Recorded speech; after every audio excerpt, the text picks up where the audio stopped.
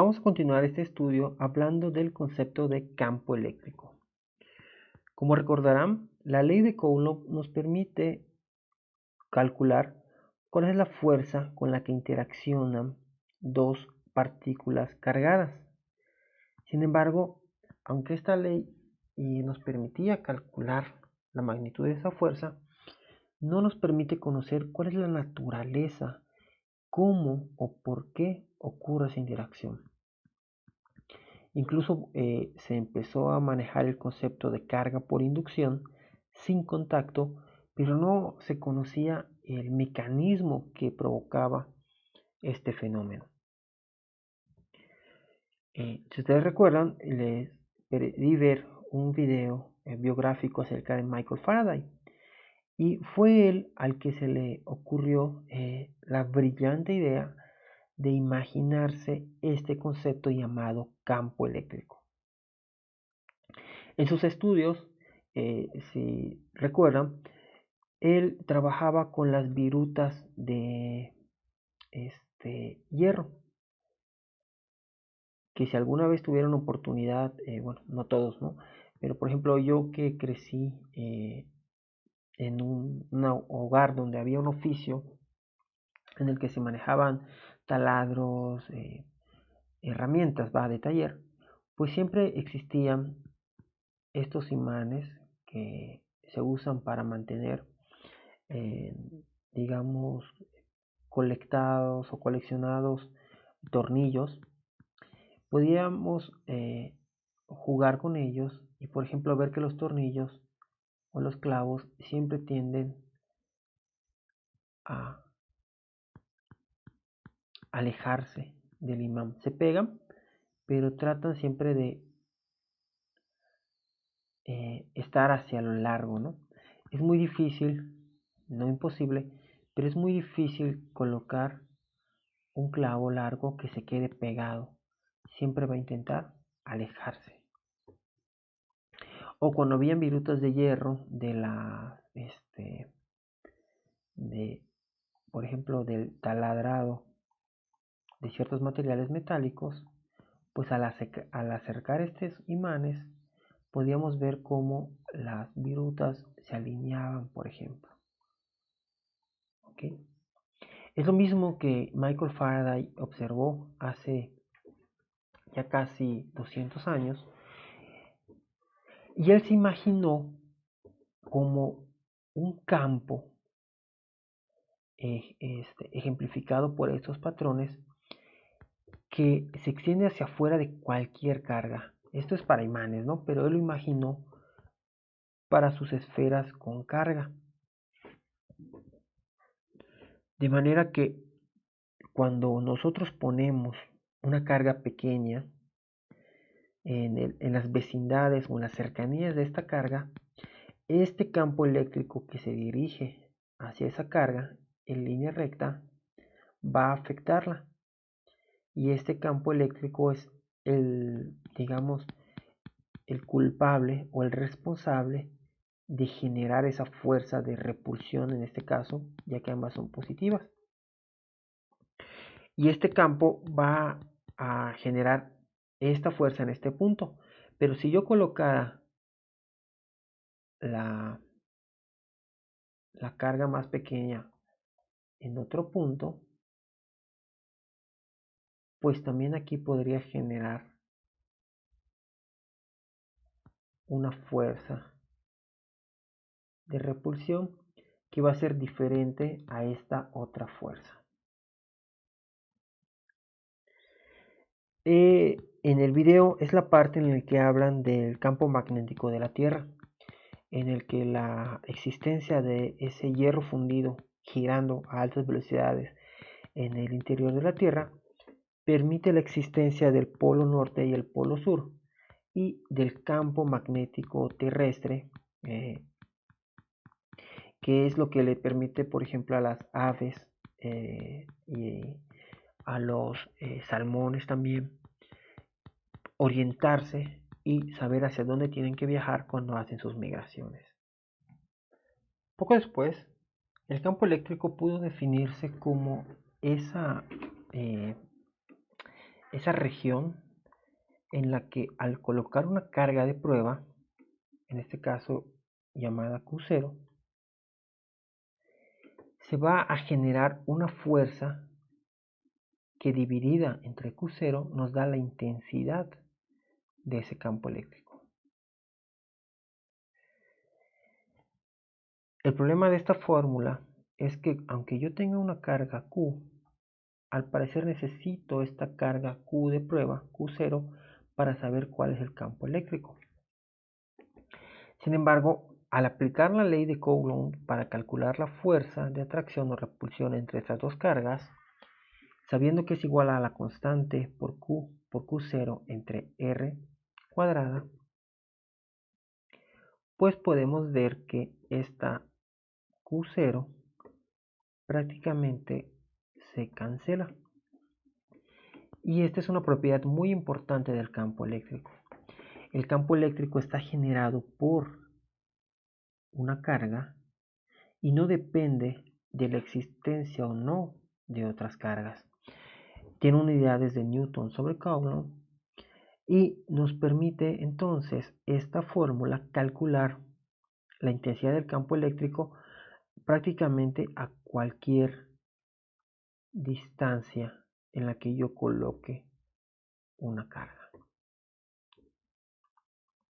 Cada distancia va a tener una, digamos, una diferente intensidad de campo eléctrico. De manera que cuanto mayor sea la carga, mayor va a ser la intensidad de campo eléctrico en un punto. Pero si a una carga constante yo alejo los puntos en los que yo evalúo el campo eléctrico, al alejarse va a ser más débil dicho campo eléctrico. Michael Faraday, uno de sus últimos trabajos, como pudimos ver en su biografía, fue dibujar estas líneas de campo eléctrico o esos patrones que se obtenían con las virutas de hierro y los cables electrificados con los que él trabajó. Entre las reglas que tienen estos patrones es que el vector de campo eléctrico siempre es tangente a las líneas de campo eléctrico en cada punto.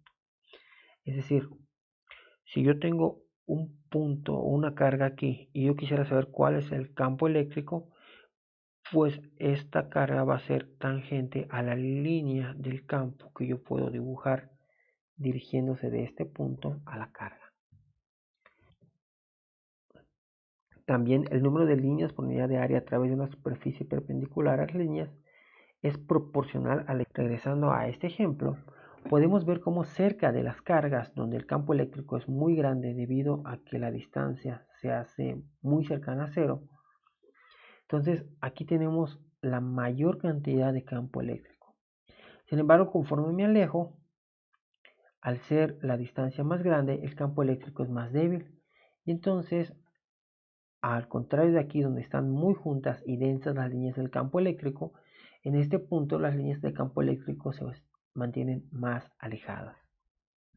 También, como reglas generales para dibujar estas líneas de campo, es que, como podemos ver en esos mismos dibujos, las líneas para un grupo de cargas puntuales deben dirigirse hacia las cargas negativas y salir de las cargas positivas.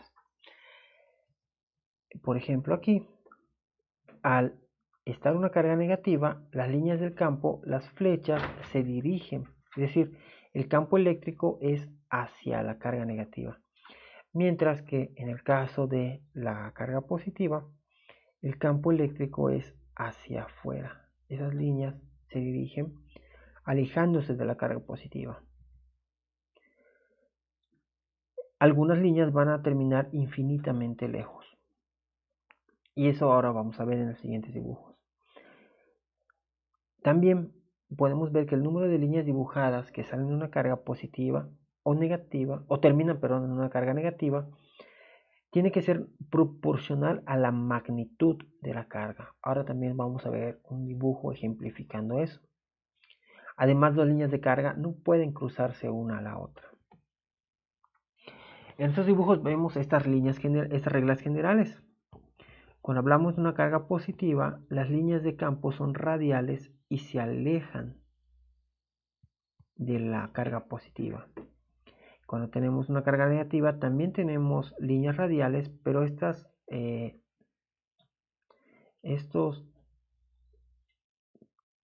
líneas se van acercando o tienen dirección hacia la carga positiva.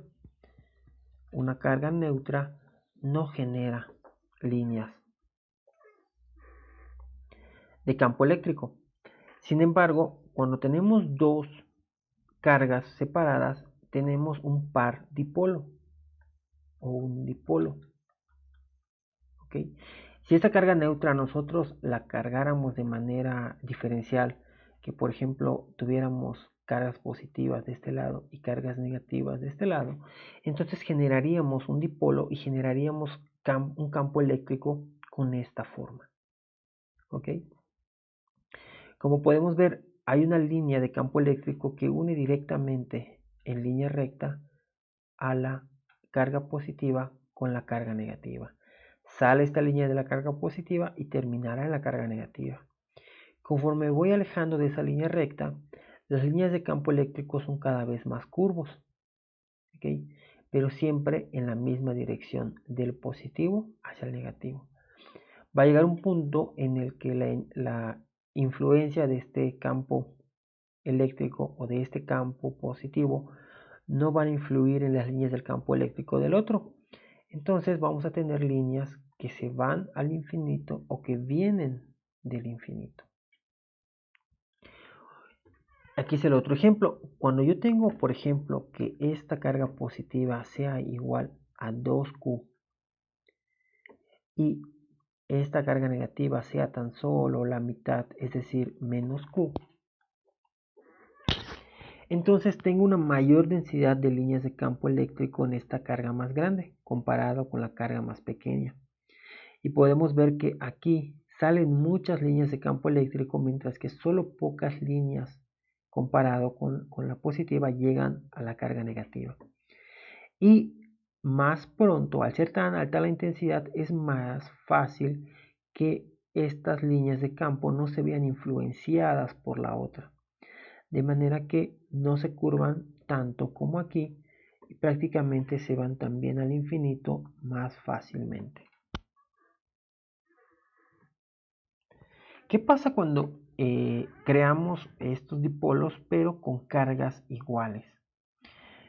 Bueno, estos cargas iguales van a generar también sus campos eléctricos.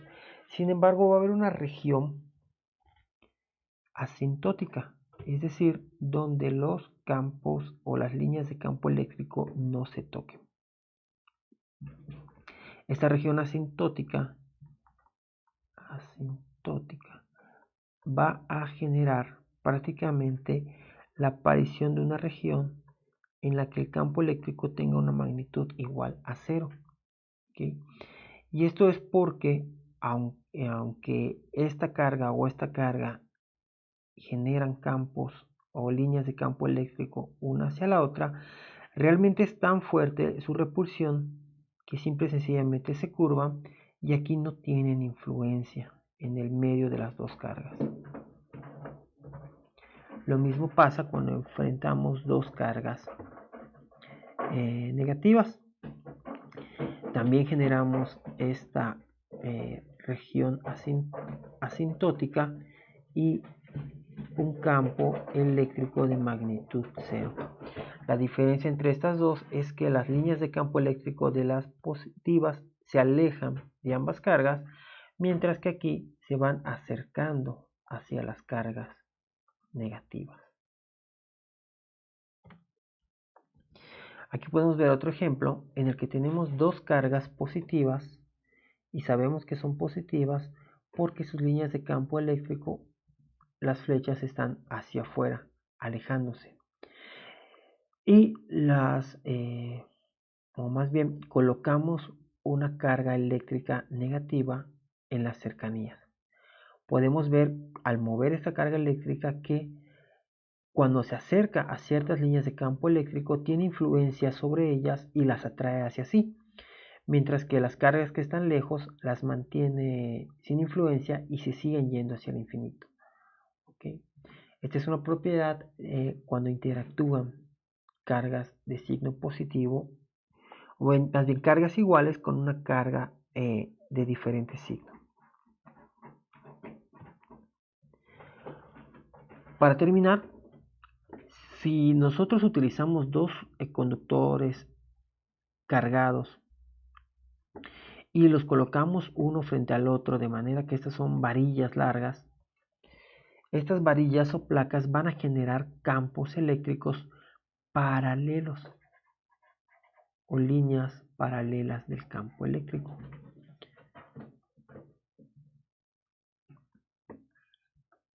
¿Por qué se da esto? Bueno, como nosotros sabemos, el campo positivo o la placa positiva va a generar líneas de campo eléctrico hacia todos lados. Sin embargo, cuando yo la coloco frente a un conductor cargado con la otra carga, pues va a generar un efecto fuerte de atracción, de manera que cada línea de campo eléctrico va a dirigirse directamente a la parte de enfrente. ¿Okay?